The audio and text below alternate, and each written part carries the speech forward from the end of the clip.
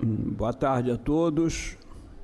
Declaro aberta a 16ª sessão ordinária relativa ao 190º ano acadêmico. Na sessão de expediente, vamos passar inicialmente a palavra ao secretário-geral para as comunicações da secretaria. Primeira, excelentíssimo senhor presidente, acadêmico Jorge Alberto Costa Silva, senhora acadêmica, senhores acadêmicos, senhores convidados, minhas senhoras, meus senhores. Só para dar ciência que já encontra disponível a todos os acadêmicos o calendário de 2019 da Academia Nacional de Medicina, que, pela felicidade da escolha do acadêmico Milton Meyer, tem várias santas casas do Brasil todo, em cada mês. E sendo o primeiro deles, uma foto maravilhosa da Fiocruz, do Palácio da Fiocruz. E que está disponível a todo mundo para pegar com a senhora Sandra o calendário, que está muito bonito, de 2019. A segunda comunicação é que colocamos razoavelmente em dia os anais da academia, com a nova capa também idealizada pelo nosso acadêmico Milton Meyer, que está muito bonita, fechando então o 189º ano acadêmico absolutamente em dia. A outra nota é sobre o congresso que muitos vêm me cumprimentando, da Semana Brasileira do Aparelho Digestivo e Pan-Americano de Gastro, em São Paulo, que seria injusto se eu recebesse tantos cumprimentos sem salientar a importância de outros membros dessa casa. O presidente dessa Semana Brasileira do Aparelho Digestivo é um honorário Flávio Antônio Quirice, que é um coloproctologista, e teve ainda a ajuda do presidente da Comissão Local de São Paulo, professor da Escola Paulista de Medicina e também membro dessa casa, honorário, o Sender Misputen, acadêmico não, honorário Sender Misputen. E nesse mesmo fórum, deu-se a posse de um acadêmico como presidente do Colégio Brasileiro de Cirurgia Digestiva, acadêmico Delta Madureira. Então, tinha uns 10 acadêmicos participando, Eduardo Lopes Pontes, Saul Kutait e alguns outros, e realmente foi o maior evento da gastroenterologia da América Latina, com 8.000 pessoas. O segundo maior evento do ano no mundo, só sendo menor, naturalmente, do que a Semana Americana de Gastroenterologia, o DDW. São essas considerações, senhor acadêmico. Muito obrigado, senhor presidente. Acadêmico Galvão. Também algumas informações da presidência. A primeira dela é que hoje eu nomeei uma comissão composta pelos acadêmicos Carlos Gesta, o secretário-geral Zé Galvão e o vice-presidente Egídio Nardi, para a atualização de um item pequeno, porém de grande importância para esta casa. Desde 2002, surgiu o novo Código Civil, 2002. Esse novo Código Civil, que é o modelo português, como em Portugal também, ele incorporou várias coisas que estavam fora do Código Civil. Por exemplo, o Código Civil não tratava de assuntos ligados ao comércio, a instituições científicas, associações, organizações, institutos, indústria, agricultura, e esse novo Código Civil englobou tudo em 2002. E regulamentou,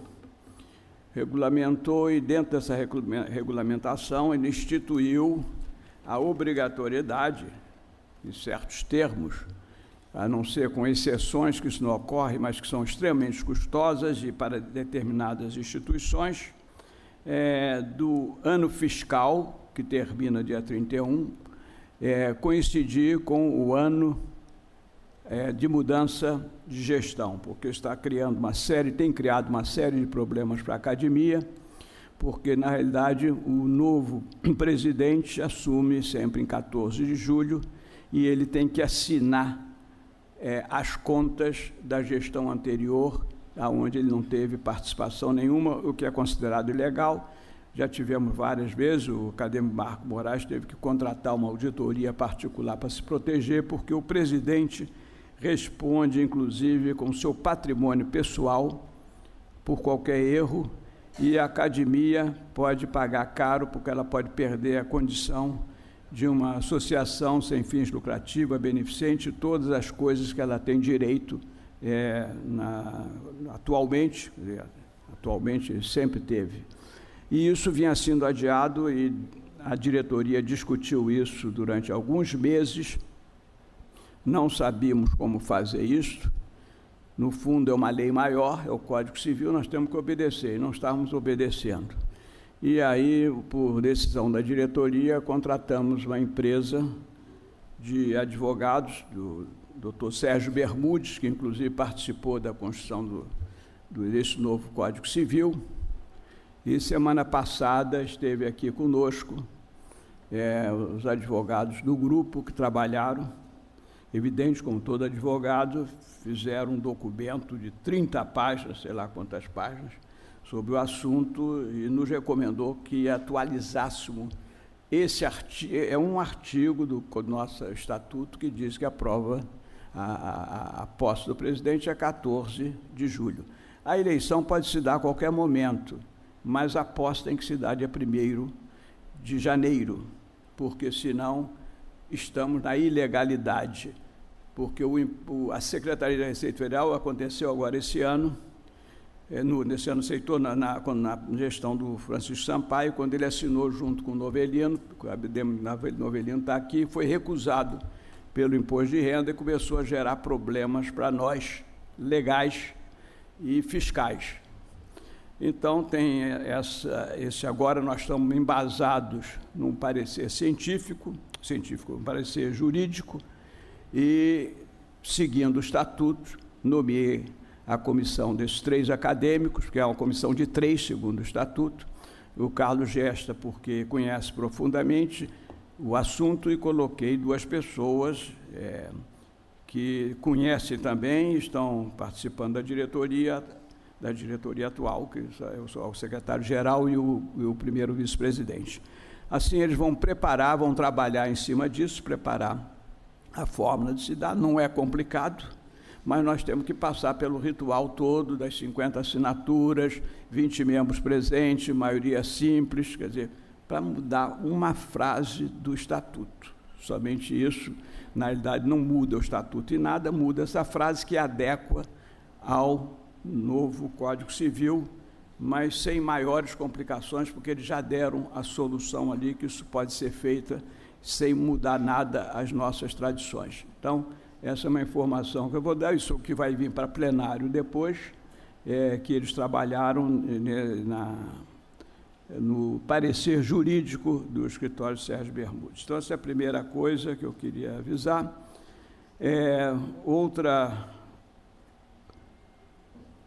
Outra lembrança apenas é que semana que vem vamos ter a nossa última sessão do ano, convidar todos para estarem aqui. Vamos fazer uma pequena recepção embaixo na hora do lanche acadêmico, será às 5 horas, no Centro da Memória Médica. Vamos, dentro da Centro da Memória Médica, as coisas ainda não estão arrumadas, porque não descemos tudo, senão não ia ter espaço para nós circularmos e visitarmos. Ficou muito bonita a obra, né? Ficou muito bonita. Um belo Centro da Memória Médica, um sonho de 40 anos dessa casa, onde uma dezena quase de presidentes participaram dessa história aí ativamente, todos, e finalmente chegamos o dia de inaugurar. Já está tudo lá, já está comprado, inclusive prateleiras e tudo isso. Agora é a questão de se arrumar. E isso vai levar uns 3 meses, mais ou menos, que é o período exatamente nosso de recesso. Então, na volta já estará pronto para a utilização. Porém, vamos aproveitar o fim do ano, a última sessão do ano, para este momento tão importante para a academia. Outra informações aí da atividades que eu, como representante da academia, a primeira que conseguimos restabelecer o contato com a Academia Nacional de Medicina de Portugal, que havia se afastado há algum tempo, não somente de nós, mas também da LANAM, porque eles fazem parte da LANAM, junto com a Espanha. E aí, graças a um acadêmico, que é o diretor da Faculdade de Medicina de lá, que, aliás, nosso candidato aqui a correspondente estrangeiro, que é o professor Fausto Pinto, que já está entrando no seu 2º mandato da academia, e aí, através dele, nos aproximamos de novo da academia. Já estive com várias reuniões, fechamos um acordo já inicial, que depois será transformado em documento, e a atual presidente é professora da Universidade do Porto. E então, me convidaram, inclusive, para um dia 10 de dezembro, agora, que se celebra os 70 anos da Declaração Universal dos Direitos Humanos pela ONU. Eles vão fazer uma sessão dedicada a isso. Tive a honra de ser convidado para falar pela nossa academia nessa sessão. Por outro lado, o acadêmico Zé Luiz está indo para os Estados Unidos encontrar com o Victor Tzalo, que é o presidente da Academia Nacional de Medicina dos Estados Unidos. Eu já tive 2 vezes com ele e está nascendo um projeto de colaboração com a Academia Americana, que já teve na sua história 45 prêmios Nobel de Medicina, que é a instituição que tem maior número de prêmios Nobel de Medicina, segundo a Academia Francesa, e o Instituto Pasteur, que tem 38 prêmios Nobel de Medicina.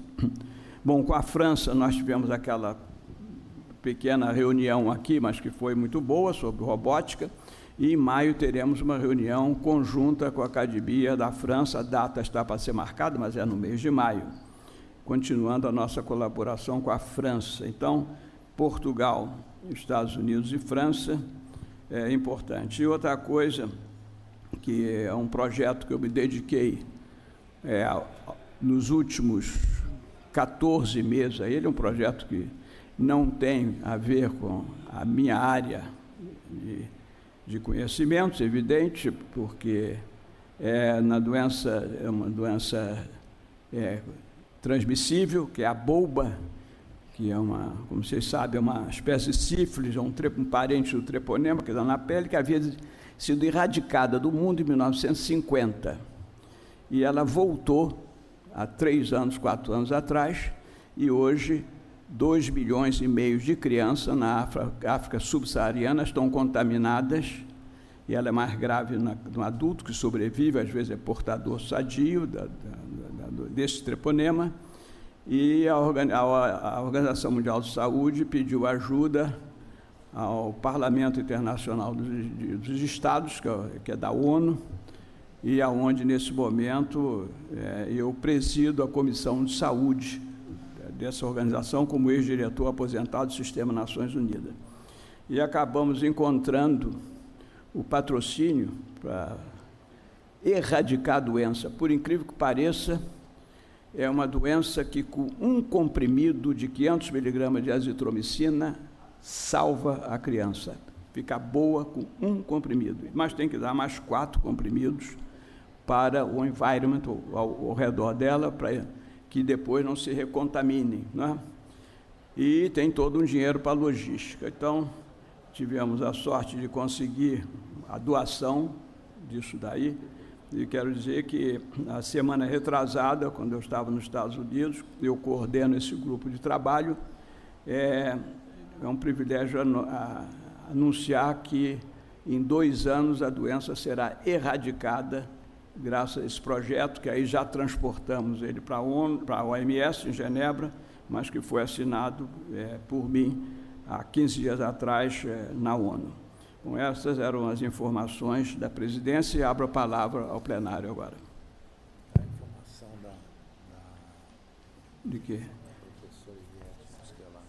Bom, não, eu tenho mais 2 temas, em realidade.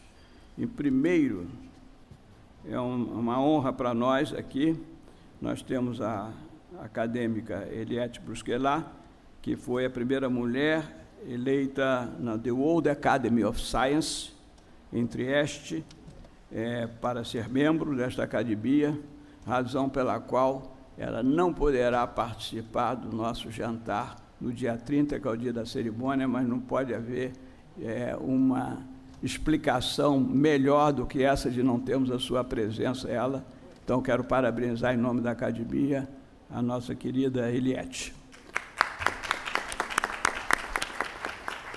A segunda é uma solicitação do acadêmico Marcelo Barcinski. Não é? Você vai projetar, já está projetado aí, eu vou ler aqui. No dia 29 e 30 de novembro de 2017, a Academia Nacional de Medicina realizou o evento Early Intervention in Diagnosis and Pediatric Neurodevelopment Effects in Brazil, organizado pelo acadêmico Marcelo Barcinski, por meio da parceria da Academia Nacional de Medicina com a Academia de Ciências Médicas do Reino Unido, a Academia Brasileira de Ciências e a Fundação Oswaldo Cruz. Durante esses 2 dias, cientistas de todo o mundo se reuniram para o workshop com as palavras que abordaram temas relacionados à epidemiologia, neurologia pediátrica e doenças como Zika e microencefalia. Como resultado deste workshop, foi criada uma animação com os principais pontos abordados no evento, que será exibida em primeira mão hoje e que estará disponível em todas as redes sociais da nossa casa, da Academia Nacional de Medicina do Brasil, com lançamento simultâneo pela Academia Brasileira de Ciências. O surto de Zika no Brasil de 2015 e 2016 chama a atenção para o problema das complicações no desenvolvimento neurológico de crianças. A incidência destas doenças está aumentando, assim como os desafios para integrar sua identificação e tratamento nos sistemas de saúde atuais.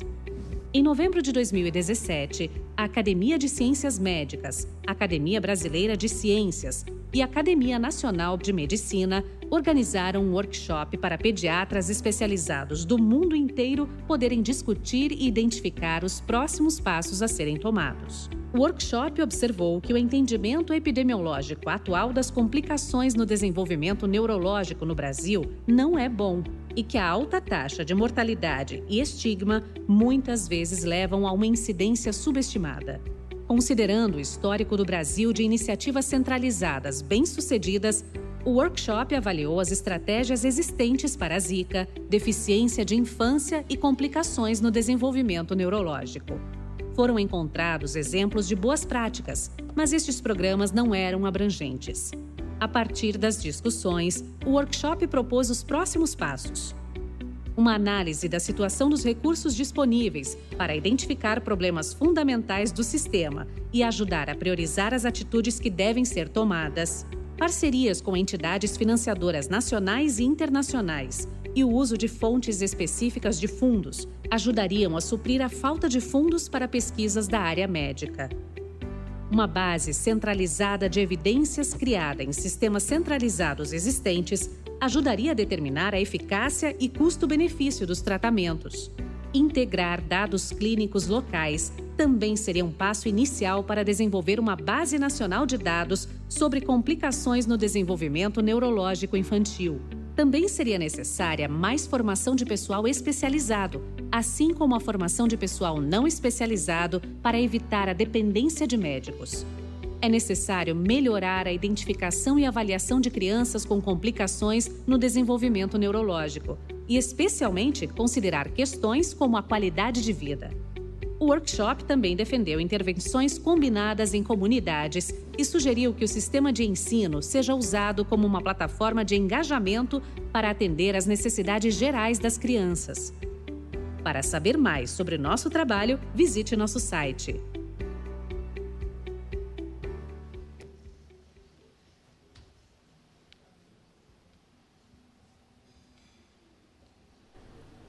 Bom, essa é a comunicação, graças ao nosso querido acadêmico Marcelo Barcinski.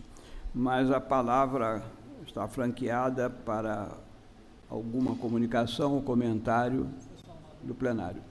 Quem? Omar, acadêmico Omar Lupe.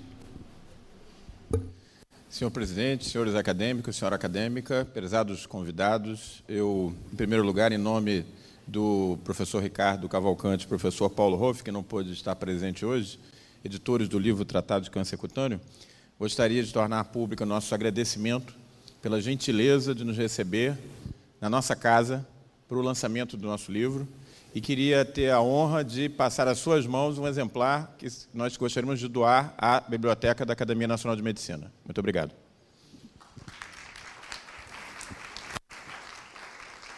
Muito obrigado, parabenizo de novo pelo lançamento do livro, ao qual já tive a honra de receber, então não vou guardar isso para mim. Vou transmitir ao secretário-geral, que é um homem honesto e que vai entregar aqui para a nossa biblioteca. Obrigado e parabéns mais uma vez. Segue aberta a palavra ao plenário de acadêmicos e acadêmicas. Alguém mais quer fazer uso da palavra? Já disse o secretário Ricardo Cruz, não. Isso significa que vamos passar, então, depois do não do acadêmico, não ouso desafiar esse não, vamos passar, então, à ordem do dia, com os recentes progressos, com a apresentação do Antônio Egídio Nardi, a respeito do professor Mauro Carta, da Universidade degli Studi di Cagliari, Itália, sobre the World Health Organization Quality Rights Project. Boa noite, excelentíssimo senhor presidente, Jorge Alberto Costa Silva, senhores secretários, senhora acadêmica, senhores acadêmicos, senhoras e senhores convidados. Tenho o prazer de apresentá-los o professor Mauro Carta, que é professor titular de psiquiatria da Universidade de Cagliari, na Itália. Ele trabalha com psiquiatria de ligação, então psiquiatria ligada ao Hospital Geral, mas também tem vários projetos de pesquisa importantes e tem trabalhado junto conosco na UFRJ. Ele está no Brasil com uma verba do edital Pensa Rio, da FAPERJ. Nós temos um projeto em comum relacionando o transtorno bipolar em italianos e italianos que migraram para o Brasil. Nós temos aqui no público 4 alunos do professor Mauro Carta que estão na UFRJ fazendo um período junto a esse projeto. Então, o professor Mauro Carta é uma pessoa muito importante para nós, muito importante para a psiquiatria no mundo todo, porque ele é um dos psiquiatras que mais publica, tem um fator H de 50, tem mais de 400 artigos publicados, vários livros publicados. E ele vai falar hoje para nós nos recentes progressos através de um projeto que ele trabalha da OMS, avaliando qualidade de serviços de psiquiatria no mundo inteiro. E isso é algo muito importante, porque a importância dessa qualidade, principalmente em países onde a OMS tem uma presença maior, é importante no ponto de vista de avaliarmos as respostas terapêuticas e uma melhor assistência, não apenas relacionada à pesquisa, mas uma assistência psiquiátrica como um todo. Mauro, un piacere averti qui, per favore.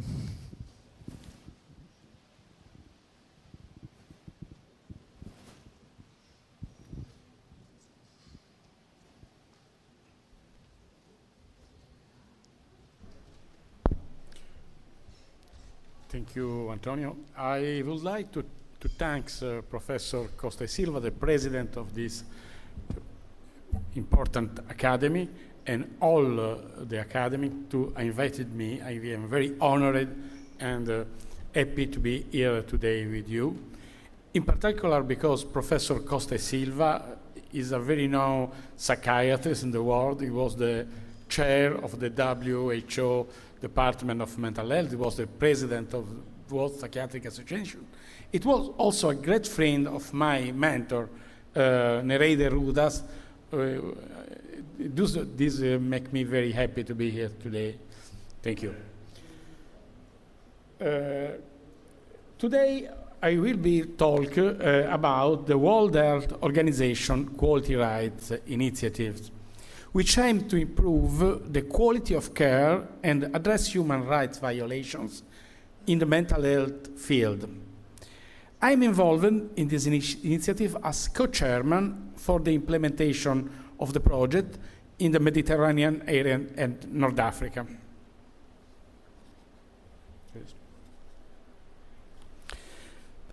Before I go into more details about this initiative, I want to explain why WHO has called it quality rights. The concept of quality of care and human rights are inextricably linked in mental health. In order to provide good quality service, you need to respect human rights.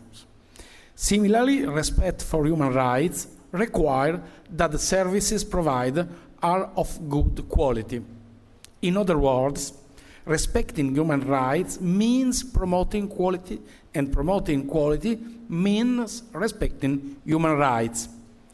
By marrying the term quality and rights, we have been able to engage a different number of diverse groups in the initiative: healthcare professionals, lawyers, experts of quality of care, and others working in the fields of human rights, thus contributing to the project with different skills and perspectives.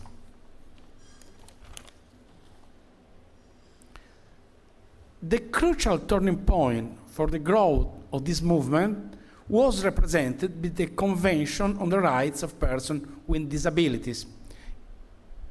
The CRPD, the Convention, is the first international treaty to address people with disability rights globally. It was passed by the United Nations General Assembly on December 2006. The CRPD does not set out new rights, but it establishes that states have an obligation to promote, protect, and fulfill the rights of persons with disabilities on an equal basis with others.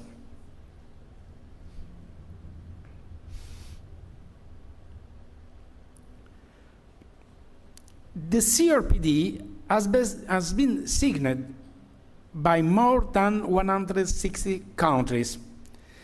The majority of signatory states have also ratified a protocol which presupposes the establishment of a United Nations CRPD committee to which individuals or organizations of people with disability can refer to seek redress for violations of their rights. This makes the Convention a legally binding document. Brazil, as well as Italy and other countries, have both signed the CRPD, accepting this address, but also ratified the protocol. What is really important about the CRPD is the impulse given by these instruments to the active role that people with disabilities should have in all the decisions that regard their life, such as the promulgation of health policies, the evaluation of the quality of services, the management of care and rehabilitation, the conduct of research. At this moment, I have discussed about the CRPD and the rights of people with disability in general. However, this document emphasizes also the role of people with mental, intellectual, and cognitive disabilities as rights holders. For this reason, key principles of the CRPD were integrated into the WHO Comprehensive Mental Health Action Plan 2013-2020. In July 2016, a resolution was adopted by the Human Rights Council calling on states and other United Nations agencies to take steps toward ending the discrimination, stigma, violence, social exclusion, and segregation, arbitrary institutionalization on people with mental disabilities. As mandated by this resolution, the High Commissioner for Human Rights subsequently issued a report on mental health and human rights in January 2017. Separate to this, the United Nations Special Rapporteur on the right to health also issued a landmark report in May 2017, which denounces abuse and harmful practice in psychiatry. A key recommendation of that report was for countries to seek technical assistance from the WHO Quality Rights Initiative staff. The Quality Rights Initiative is the WHO response to the challenges that are documented so well in these reports. This initiative offers a new approach to mental health care, a quality assessment, an approach based on the respect of human rights, freedom from coercive interventions, respect to the rights to legal capacity, and promotion of user autonomy, community inclusion and recovery are the core of the initiative. The project has four main objectives. First, it aims to assess and improve the quality of care and human rights in mental health services with standardization instruments. Countries can undertake a comprehensive assessment of their services using the Quality Rights Assessment and Reporting Toolkit. Once the assessment has been conducted, feedback is provided about its result to all the stakeholders in the services. This is an opportunity to have real discussions involving service users, healthcare staff, and families about what needs to change. Based on the discussion, improvement plans can be developed and implemented. In the previous slide, I mentioned the Quality Rights Toolkit. This is an instrument to provide practical information, tools, standardized tool, and guidance on how to conduct an assessment on mental health services. The assessment is based on interview with the user of the service, their family members, and healthcare workers, as well as on observation and review of the documentation in the service. The assessment covers the social and physical condition of the mental health service users, whether legal capacity is promoted, whether there is a freedom from violence and abuses, and the degree to which services are promoting independent living and inclusion in the community. It also provides guidance and tools on how to report the findings of the assessment and how to use the result and recommendation of the assessment to improve quality of care and human rights. The second objective is to build capacity among people with psychosocial disability, family members, and health workers, so that they understand and promote human rights.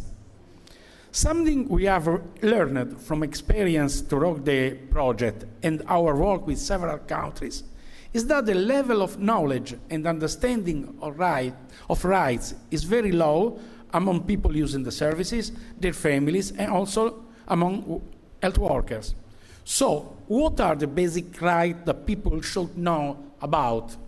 They include people's right to be informed about different options for treatment and to make decisions, the right to refuse or consent to treatment, the right to confidentiality, to freely communicate, to access their information, the right to respect, to dignity, and to be treated in a human way.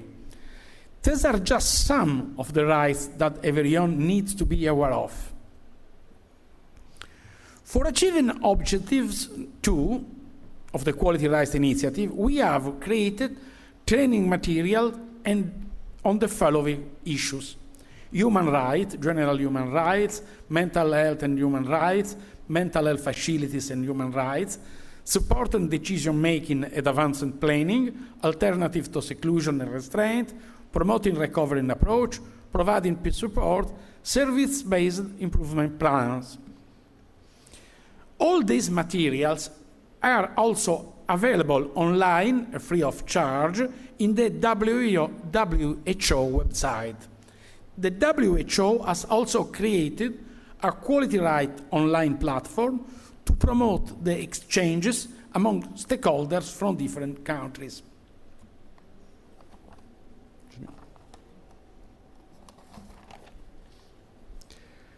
The third objective is to support the civil society movement around mental health. In fact, civil society organizations are currently lacking in many countries. This organization can play a really important role in providing peer support and advocating for change. Having a network of peers is also important for overcoming loneliness, marginalization, and isolation as a consequence of stigma and discrimination. The likely benefits of peer support are probably more significant than ever if you consider a recent research has suggested that loneliness and social isolation are important risk factors for mortality, similar to smoking 15 cigarettes a day, and more important than the risk due to obesity.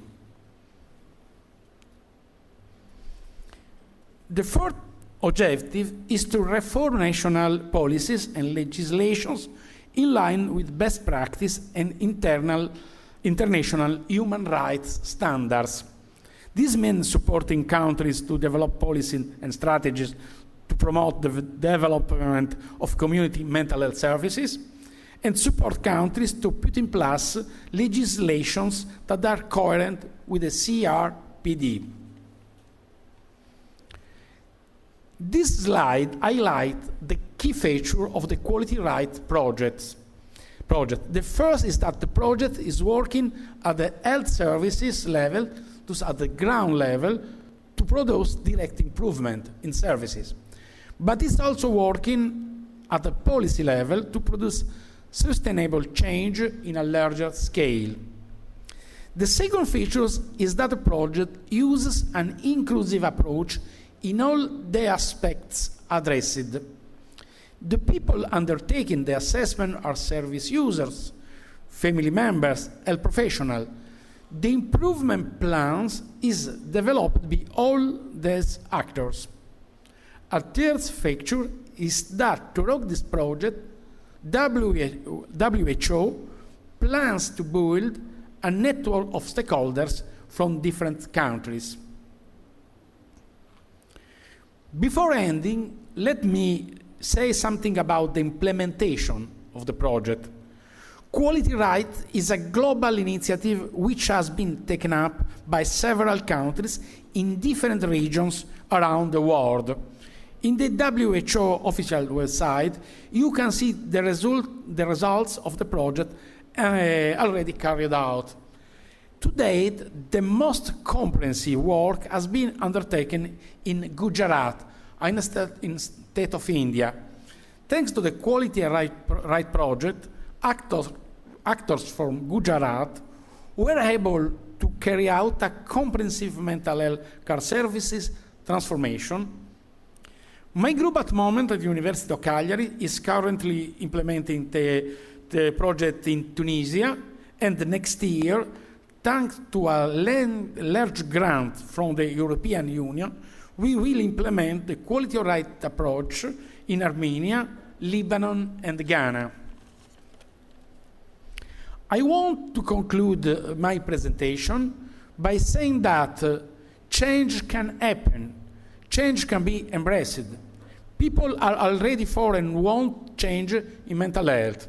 Quality Rights can empower and change the status and produce the paradigm shift that is so well articulated in the Convention on the Rights of Persons with Disabilities. Thank you.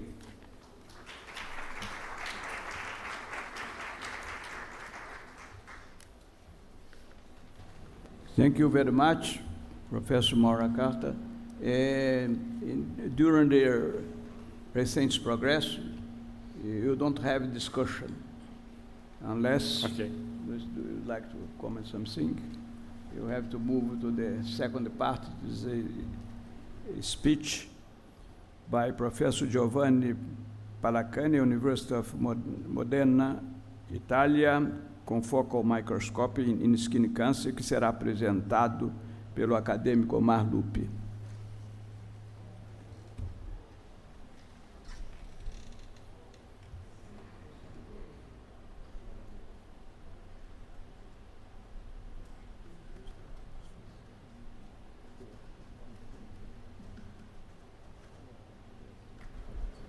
Senhor presidente, senhores e senhoras acadêmicos, prezados convidados, essa é a terceira vez que eu me responsabilizo pela sessão principal da nossa Academia Nacional de Medicina nos meus 7 anos de atividade como acadêmico.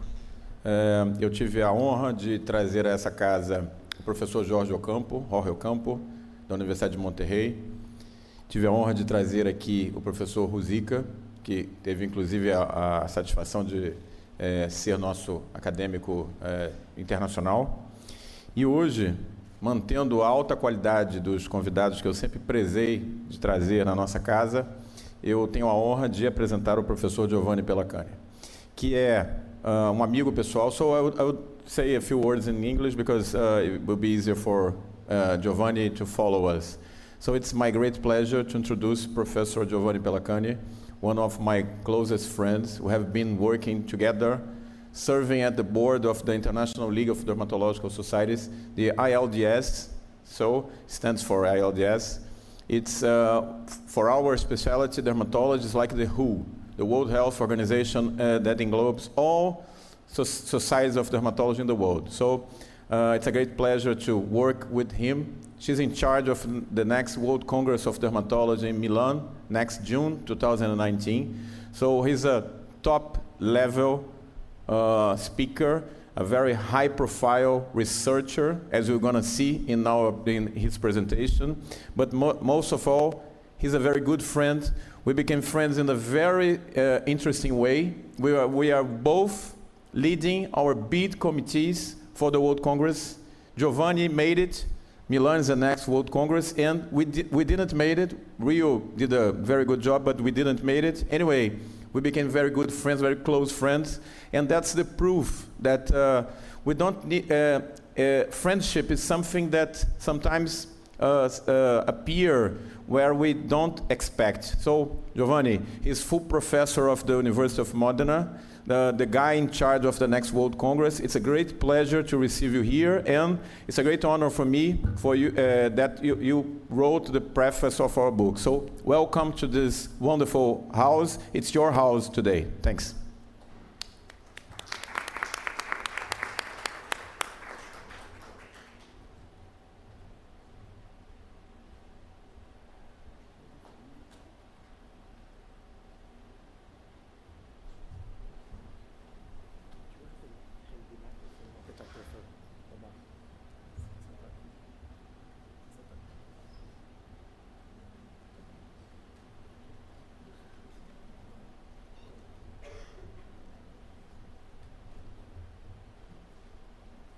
Thank you, Mar, for your kind words.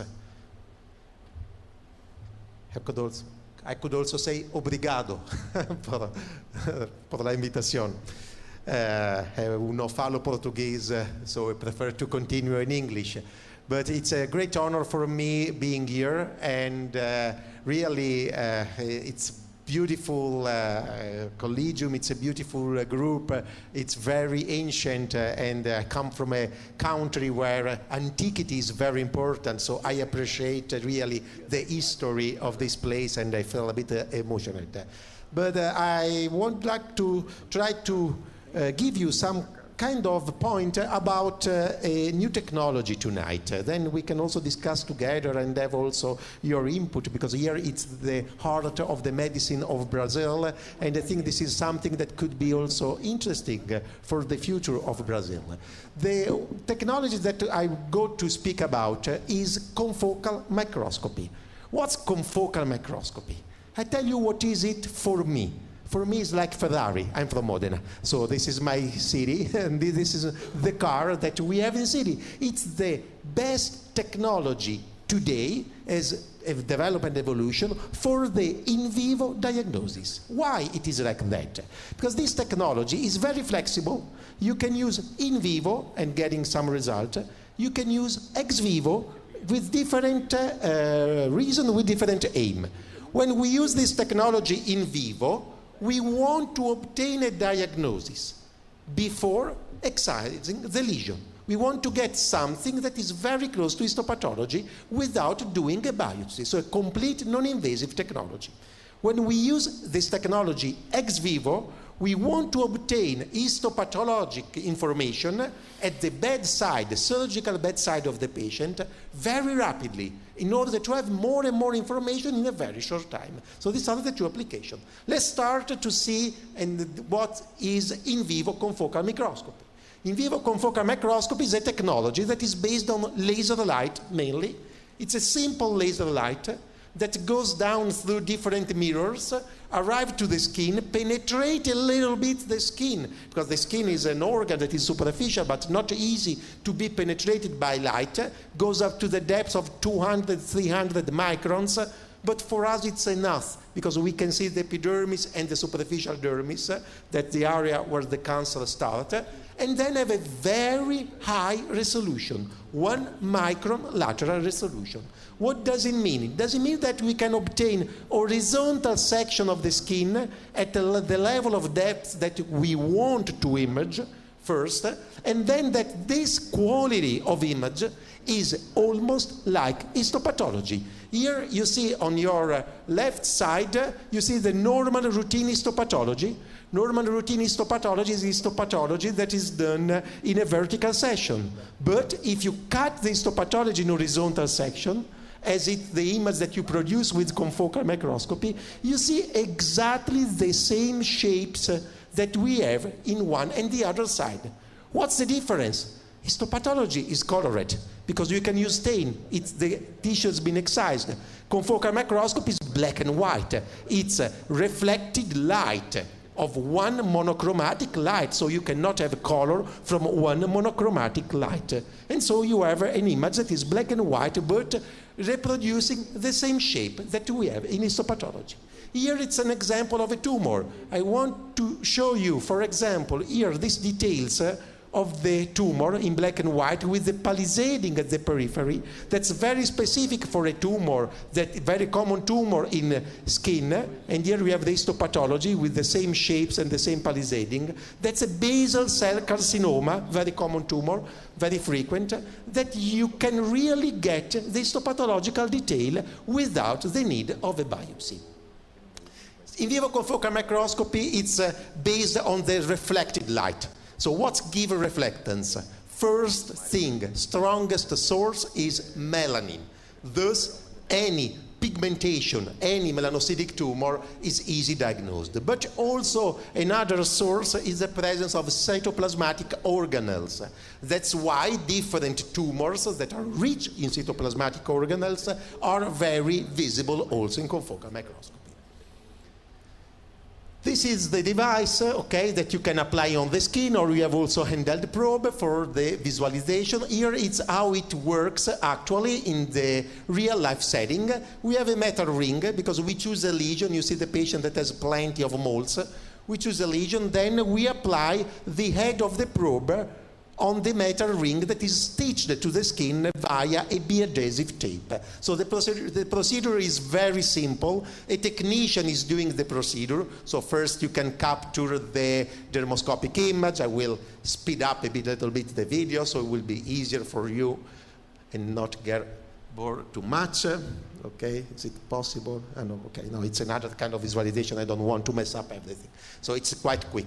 Then you obtain the image, then you put the gel on the area, then you can place the probe and you obtain your full image detail of the lesion and then you can evaluate the lesion on your monitor and to make your evaluation. I go on. You can also use the handheld. The handheld is much quicker because you just put the handheld probe on the skin and you see on the monitor the image is appearing directly live, on live, and then you can there take your decision and see if it's a tumor, if you have to excise, or how to manage this.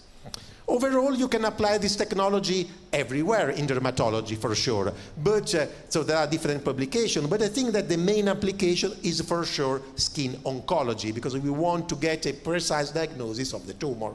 This is an example for how we see a melanoma. You can see here the pagetoid cells that are atypical, large, very reflective because they contain a lot of melanin cells with a big body and the nucleus that correspond to the melanocytic proliferation that you can see there into the epidermis of this melanoma. So you can obtain a histological detail in vivo without making an excision. And another example of a beautiful basal cell carcinoma that we know that's a very common tumor, and here you have the same feature and the same shape that you can have in histopathology. For example, here with the palisading and the clefting, and here you have the tumor in histopathology.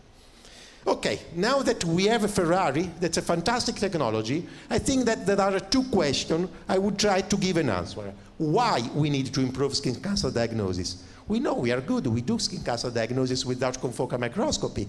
And how could we improve this diagnosis? Let's start from the first question, why? Epidemiology. You see that, this is data from Italy. You see that in 60 million inhabitants, we have more or less 1,000 new cancer per day in our country. The skin cancer overall account for almost one, so more than 1 of 5 of this cancer. So skin cancer is the most common cancer that we have.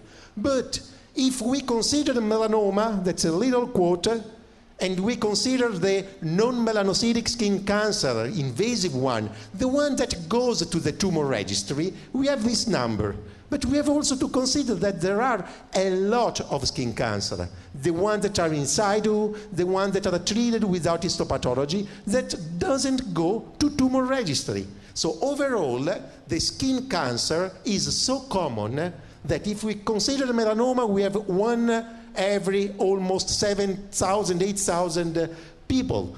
We have invasive squamous cell carcinoma, 1 every 1,000. But we have a skin cancer in general, 1 every 100.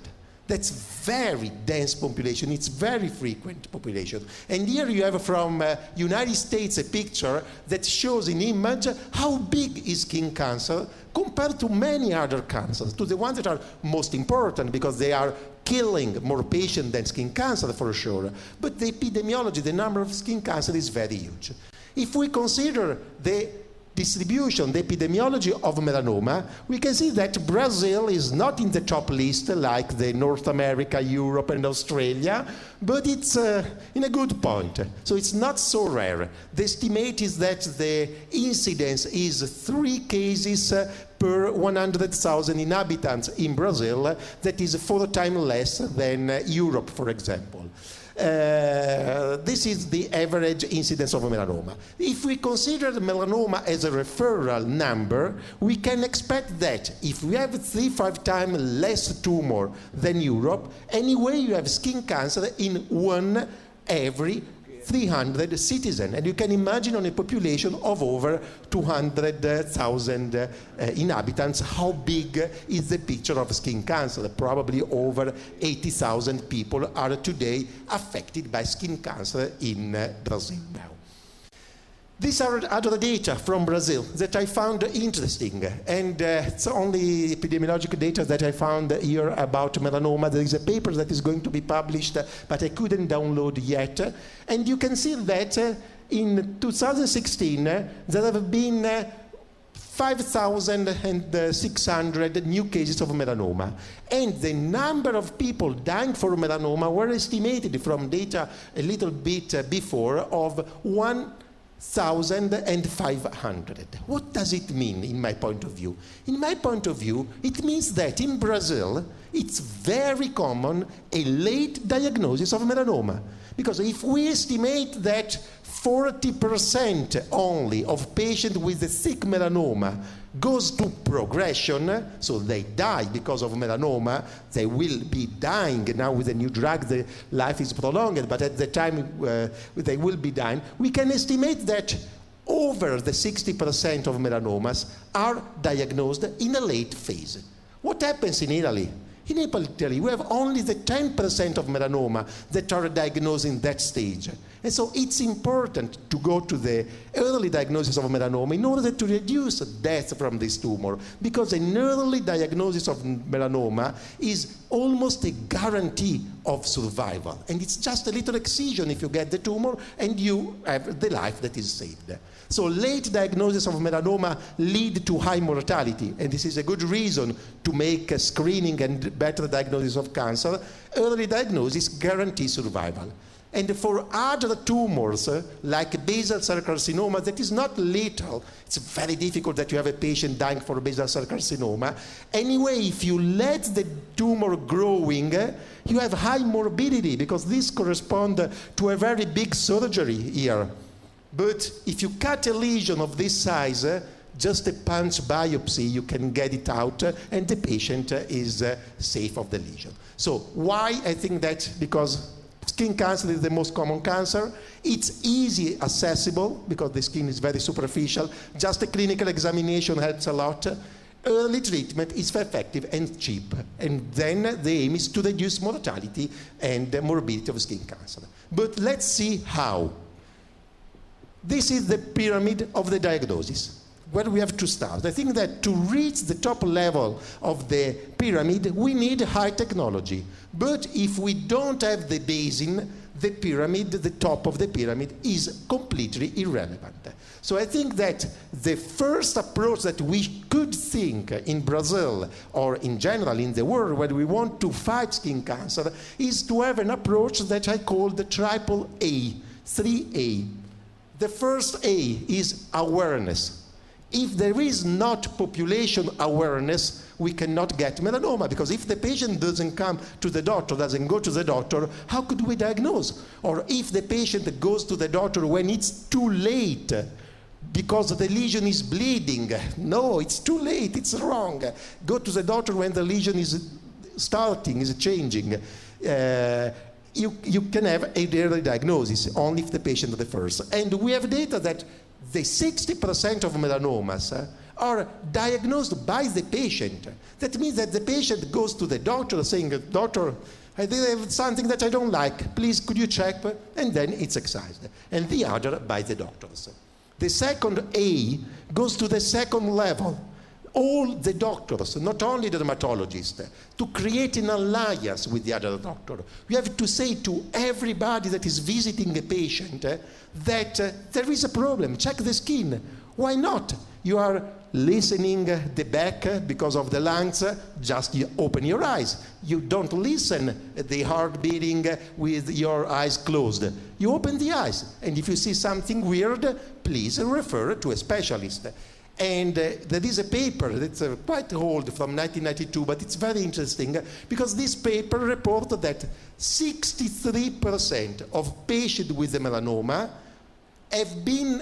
went to their doctor in the last year.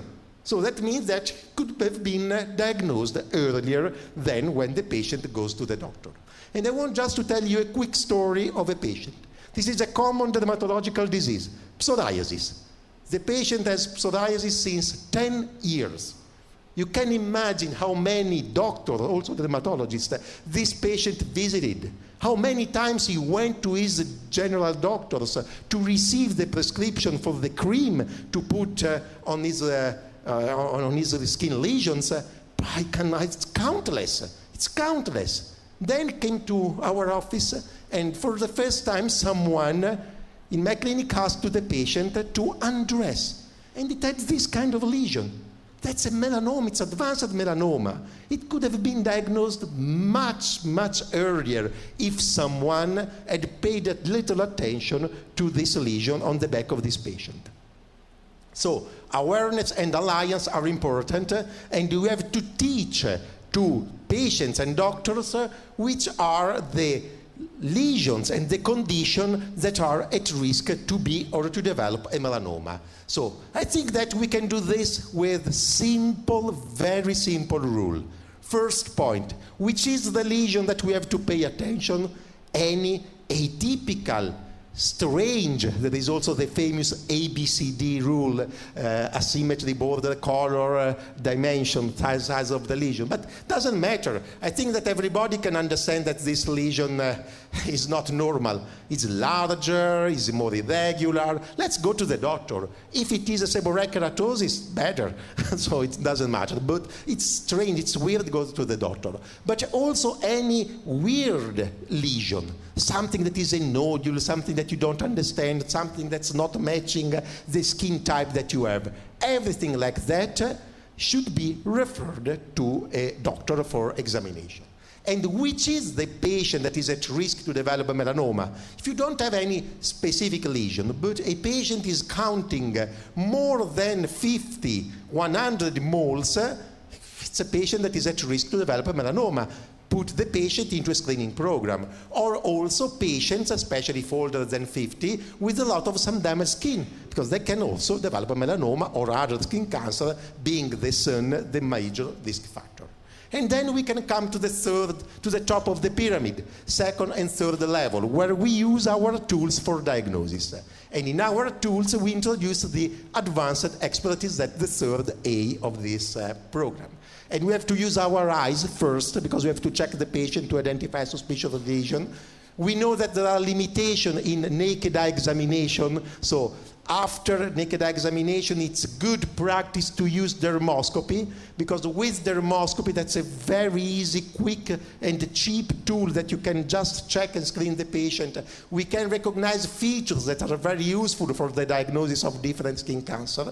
And it's increasing sensitivity and specificity quite a lot. In this meta-analysis, you can see that dermoscopy is increasing the diagnostic accuracy from 15 to 35%. So it's really stupid not to use such a cheap, inexpensive, quick tool that gives you a lot of information and improve your accuracy. Anyway, also with dermoscopy, we have some problem. One of the problems that we have with dermoscopy is that we have a quite consistent number of benign lesions that we cut anyway because they resemble melanoma. We cannot rule out a melanoma with confidence. And average, depending on the quality of the center, of the expertise, we have 9 to 30 benign lesions that we excise every single melanoma. Why this happen? This is the reason. You know that when you take the dog is mimicking and similar to the owner. Okay, it's like that. This happens also for melanoma. This is 2 false twins. Which is the melanoma? It's impossible to say. The big, this one because it's a little bigger, this other because it's a little bit irregular. So both could be melanoma. We cannot make anything just with dermoscopy. We have to cut both lesions and then finding out, because the histopathology, the final response, one is a melanoma and the other is a nevus. Okay, but anyway, you have features that resemble melanoma, you have to cut it out. With confocal microscopy, we can improve this window to be more precise in our diagnosis.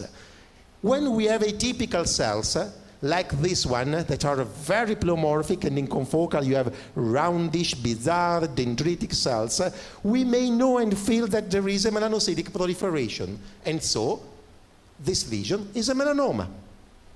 Or when you have disarrangement of the junction of the architecture, it's histological feature, again, it's a feature for melanoma. Or again, when we have tumor island, that could be a basal cell carcinoma. So we have easy features that can help us to identify critical lesions and to decide if some of these features, one of these features is present, let's cut it out.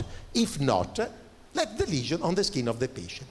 For sure, we have to use this technology that is a little bit time-consuming on selected lesion. So first step, we check the patient.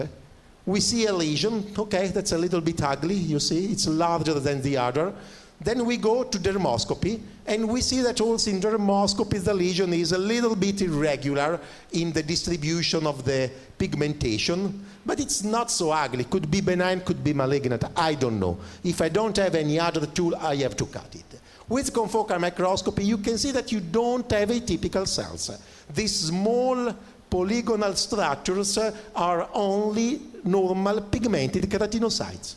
Here there is another lesion. Again, a little bit irregular in dermoscopy, but in confocal microscopy you may see numerous atypical, bright, irregular, this is dendritic or roundish cells that correspond to melanocytic proliferation. So you can recognize, you don't need to be an expert, you immediately see and perceive that this lesion is more regular, more boring, more homogeneous, and here instead you have more chaos.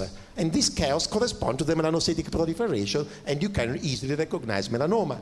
Or lesion on the face. Lesions of the face are usually very difficult for us to diagnose and for the patient to have a scar on the face. Because the patient is going to the doctor saying, "Doctor, please, can you remove this freckle? I want to be more beautiful, I want to be more handsome, I want to go to dance." It's not us saying to the doctor, "Doctor, is this malignancy or not?" It's never thinking that a lesion like this could be a malignant lesion. But in dermoscopy, we are not sure. And if we laser this lesion, we have the risk that if this lesion was a melanoma, we kill the patient. Because with the laser, you can break the barrier, you can have invasion, you can have growth of the tumor, and you can have a recurrence, so it could be a problem. And you have to decide really what to do for our patient in the best way. With confocal microscopy, you can see proliferation of epidermis, but lack of a typical lesion. That's the pattern for solar lentigo. So you can treat, you can use a laser. In this other lady, again coming for the same reason, aesthetical reason, with a lesion that just slightly pigmented, not very clear as diagnosis, you can see instead a proliferation of atypical cells. All these lines correspond to dendrites, these are all atypical cells that correspond to a melanoma. And this is the lesion that we need to cut. We need to cut promptly and not to make any other treatment because this could damage the life of the patient. And again, you can perceive easily the difference, order versus chaos. That's typical in medicine. Benign is order, chaos is malignant. And here you have the order and the chaos that can help you to distinguish and make this diagnosis. And another patient with a lesion of the nose, this is pretty nice. You can explore quickly with your handheld, and you can see that there is a tumor island. So this is a basal cell carcinoma, and eventually you can decide also for a topical treatment because it's a small lesion and getting great results. Evidence. There are evidence. This is part of the literature, not completely updated, but we have more than, in this review, 4,000 cases. Now we have almost 8,000 cases evaluated with confocal microscopy, always showing a good sensitivity and a good specificity, better than dermoscopy. This is a paper showing in prospective setting, prospective interventistic setting, the applicability of confocal microscopy, and in all this setting, you can see that confocal microscopy was able to reduce the number needed to excise of over 50%. What it means? That instead of cutting 100 benign lesions, I cut only 50 for the same number of melanoma. That is a lot of saving in money, in cost, and in scars for the patients. So the combination of the technologies, dermoscopy, that gives us a very good accuracy, and confocal microscopy that gives us the precision of histopathology, thus the confidence, we can be better in our selection of the lesion and to cut much less with more precision. And this is the meta-analysis, last meta-analysis, showing the large difference of confocal microscopy compared to dermoscopy in specificity, so the improvement that we have in specificity. So, strength of confocal microscopy. It's a virtual biopsy. It's improved the diagnostic accuracy in respect of dermoscopy, and you perform when you are not sure in difficult situations. And so the why is that we have to reduce mortality, and the how, the AAA. Okay, I'll go quick here, because, okay. What we have to do with the advanced expertise, okay, which is very important when we decide to use confocal microscopy, to use an appropriate workflow for our diagnosis. Otherwise, if we just use confocal on any single lesion, we waste a lot of time, but we have to choose where we have to use in order to be very cost effective in our setting. First, we make an evaluation of the lesion with dermoscopy, of all the lesion, of all the patient. Then we decide that there is a lesion that is suspicious, and so we take this lesion as the one that we have to analyze. We make confocal of this lesion, okay? We take the images, and then we ask to an expert, and we have also expert here in Brazil in confocal microscopy. She was 4 or 5 years in Modena learning confocal microscopy, Natalie, that can give you immediately the response if the lesion is benign or malignant or need to be excised in order to rule out a melanoma. With confocal microscopy, we improve accuracy and confidence, and so if we put confocal microscopy in our workflow, we have the best available now, the state-of-the-art of technology for skin cancer.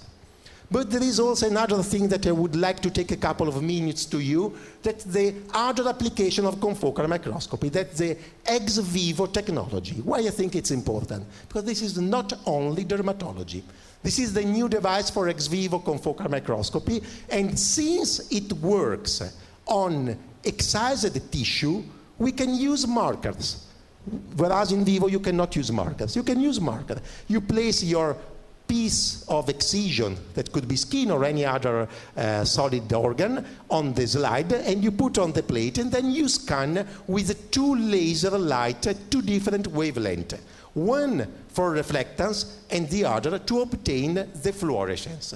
The fluorescence is given by acridine orange, very cheap stain, very cheap dye, that goes and mark the nucleus, the nucleic acid, so it goes to the nuclei.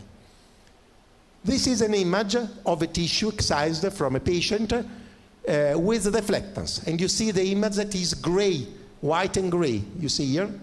If you overlap to this image the fluorescence, you can see the fluorescence of acridine orange that goes to stain the nuclei. But there you can do the magic. You can assign different colors to the fluorescence, to the reflectance. And like in a magic, you can obtain a digital virtual histopathology that's ready for the lab, but not the lab that you know today, the digital lab, because you can transfer this image in a few seconds to a computer, to a pathologist that can read this image. This is the kit that you need. A box, a precious box, because you have 2 lasers inside, that's big like a printer, acridine orange, and the little essential tools that you use to prepare. This is how it works. I want to show you. This is a piece of tissue. You put in acridine orange. This is real time, 10 seconds, more or less 10 seconds. Okay, then you get it out, wash a little bit in order to remove, just put on paper, and then on your slide. You have to do anything, fresh tissue. This is fresh tissue from a biopsy. Okay, then you have to put some blue tack, it's a kind of adhesive gum on the border, because the good is to make a sandwich with 2 slides in order to flatten the tissue on the glass. And then you position this sandwich onto the plate of the machine, and then you can start the scanning, just a little bit of gel. This is all real time, and then you go to the monitor. Here you see the image of the skin of the tissue. Okay, then you find the appropriate depth. Here you see the nuclei that get green. You decide the area. You go here, you see that it's everywhere at the right position, and then you decide the area, you mark the area, and you can start the image acquisition. And the image acquisition, you see on the monitor appearing, just wait a second, appearing your hematocylin eosin. directly on the monitor. It's all digital, from fresh tissue. Can you imagine the potential that in 3-5 minutes you can have the biopsy of the tissue that you are excising? So I think it's very, very exciting, and I think this represents the future of extemporary pathology in different branches of medicine. We also tried to see how it works in other organs. So this is a preliminary paper, but now we have some kind of new uses of that. This is a video that we made during a meeting in Modena. This is one of the two hospitals in Modena. It's the hospital where we have the surgery and the Da Vinci robot. So we used, during Da Vinci excision of prostate cancer.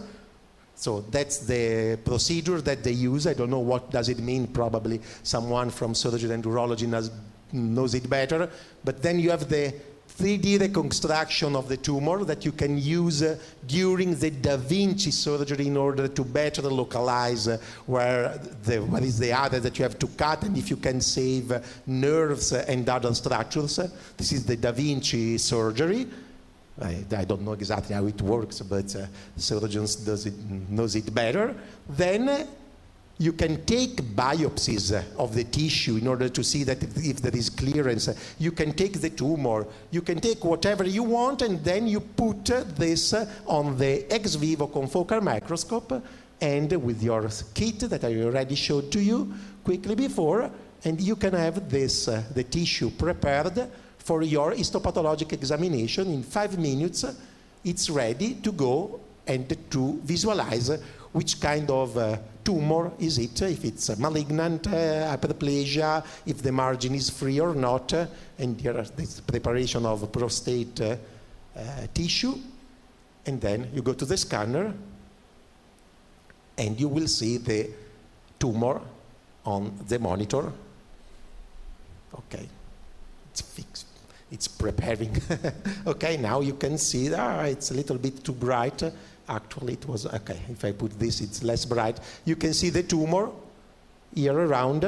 This is prostate cancer. I don't know, I cannot read this. It's not my topic, it's not my area, but they told that it's prostate cancer, and also that there was extracapsular infiltration, and so the tumor need to have other excision, further excision, and further biopsies. But this is a direct visualization that you can also manage via teledermatology. Here you see they told me that here it's tumor infiltration. Okay, so this is the potential. So it's a typical gland, increase in size of nuclei, absence of basal lamina, and so on. And you can evaluate, this is the biopsy at the periphery, for example, and you can see the same resolution that you have in histopathology.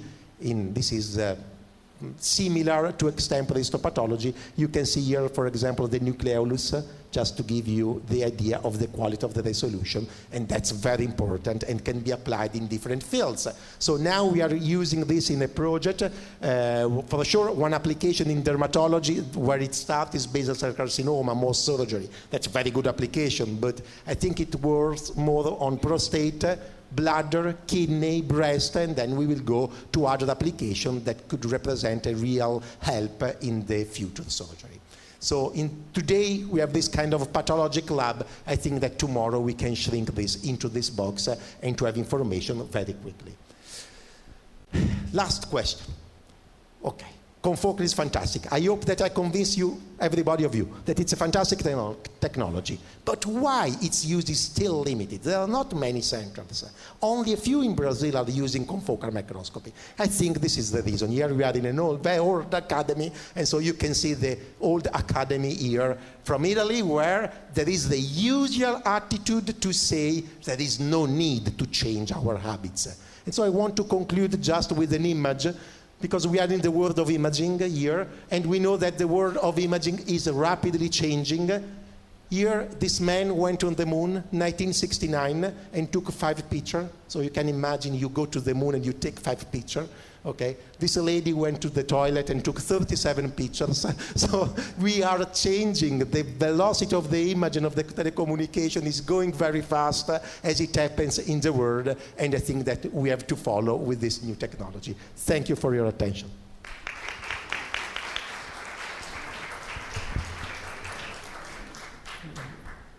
Voglio ringraziare il professore Giovanni Palacani per la bella presentazione, tanti grazie, anche ringraziare il professore Mauro Carta pela apresentazione e abrir a perguntas, comentários dos acadêmicos.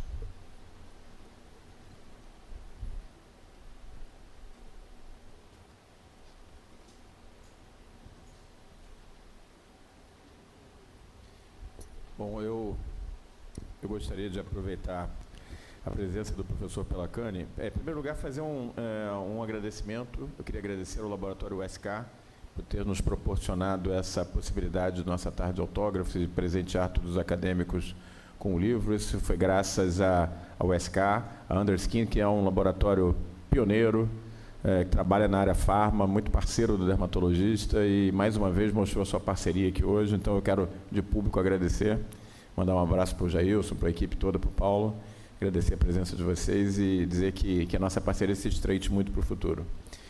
Mais uma vez, agradecer também à editora Ateneu, que acreditou no projeto do livro. Nós fizemos em tempo real, aproveitando o ex-vivo do nosso querido Pelacani. Nossa publicação foi ex-vivo, foi biopsiada, printada e entregue dentro do prazo, o que não é uma coisa absolutamente comum, né? Nós sabemos que escrever um livro é um pouco de arte também. Então, eu tenho uma pergunta a fazer e um anúncio, na verdade. Nós estamos iniciando um novo serviço de oncologia dermatológica no Hospital do Câncer, o novo Hospital do Câncer, que fica ali no Rio Comprido. Eu estou a cargo do novo serviço de oncodermatologia. Nós temos uma parceria muito próxima com a Universidade de Modena, na presença aqui do professor Pelacani. Ele vai ser nosso parceiro, vai funcionar como um backup para o nosso serviço. So, Giovanni, I would like to ask you a question. It was crystal clear for me, at least for me, I think that for other people in this auditorium, that things are changing very fast and changing for the best. I think that maybe we could come back to 1789. Maybe people living during the French Revolution have no idea what was going on. That was a turning point. So is it your opinion about dermatology and for other specialties, is it a turning point that we are living today? I mean, do you believe that dermatology in the future or even medicine can be, how it can be really affected for this new technology for, let's say, the last 10 to 15 years? I think that science is moving, and is moving not in a linear way, but sometimes with jumps, sudden jumps. So probably everything in infective disease was quite stable until one guy, Fleming, found penicillin. And then, boom, for a while everything was changing, and then from that point and so on, it was a great revolution, and now people are dying in a minority, a minor number because of infective disease in respect before the discovery of penicillin. This is a time where technology is really entering in our life. So I don't speak about me, you, or the audience. Our kids. Just look at our kids, how they play, how they quickly use any kind of technology. So this will enter into medicine, it will enter in any part of the life, and I think also with some good potential. The important is to drive the potential. Imaging is important, imaging is fast. Think to ex vivo confocal microscopy. Okay. Why we need today to have an expert in prostate cancer, an expert in colon cancer, an expert in brain cancer, in etc., in every single hospital. If you don't have quality service.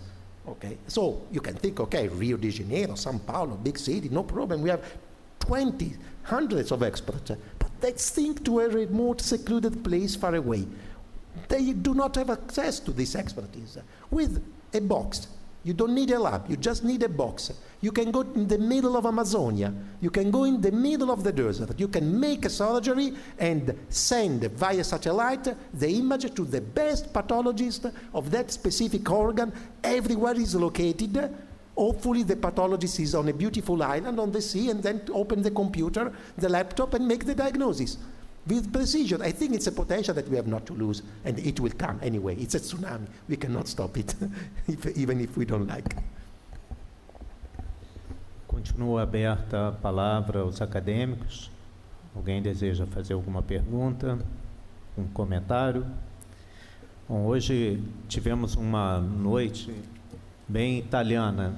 2 professores da Itália, Giovanni Carta, da Universidade de Cagliari, e Giovanni Palacani, da Universidade de Modena. E eu acho que aprendemos muito em relação a aspectos da qualidade de serviços em saúde mental, em psiquiatria, e como isso é importante em avaliar sempre a qualidade da assistência.